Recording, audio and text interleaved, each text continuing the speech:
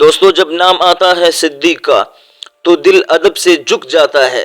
وہ جو غار سور میں نبی صلی اللہ علیہ وسلم کے ساتھ تھا، وہ جو اسلام کا پہلا مرد مومن تھا، وہ جو خلیفہ اول تھا۔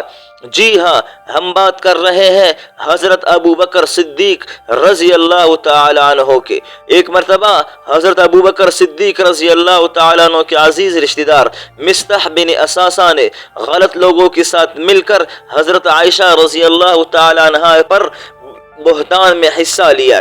حضرت ابو بکر کو جب یہ بات معلوم ہوئی تو وہ شدید دکھی ہوئے اور قسم کھا لی کہ میں مصطح کی مالی مدد اب کبھی نہیں کروں گا۔ لیکن قرآن نے فرمایا سورۃ النور آیت نمبر 22 میں، اور وہ لوگ جو فضل اور وسعت والے ہیں قسم نہ کھائے کہ وہ رشتہ داروں، محتاجوں اور مہاجرین پر خرچ نہیں کریں گے، بلکہ معاف کر دے، درگزر کر دے۔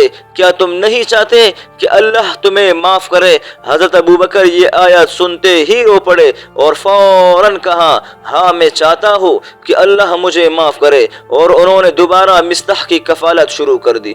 اگر حضرت ابو بکر صدیق جیسا عظیم انسان بھی معافی اور درگزر کرے تو ہم ہوتے کون ہیں دوسروں کو معاف نہ کرنے والے؟ ایک لمحے کے غصے میں اللہ کی معافی کو کھونا بہت بڑی نادانی ہے۔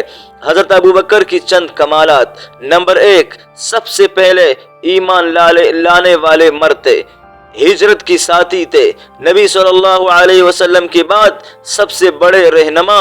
فتنوں کے وقت امت کو سنبھالا، پوری زندگی اسلام کے لیے قربان کر دی۔ اللہم اجعلنا من التابعین لسبیل صدیقین واغفر لنا وارزقنا حسن الخلق وحسن الخاتمہ ورضوانک الاکبر، آمین یا رب العالمین۔ اب اگر آپ کو ویڈیو پسند آئے تو ضرور شیئر کریں اور چینل کو سبسکرائب کرنا نہ بھولیے۔ جزاکم اللہ خیرا۔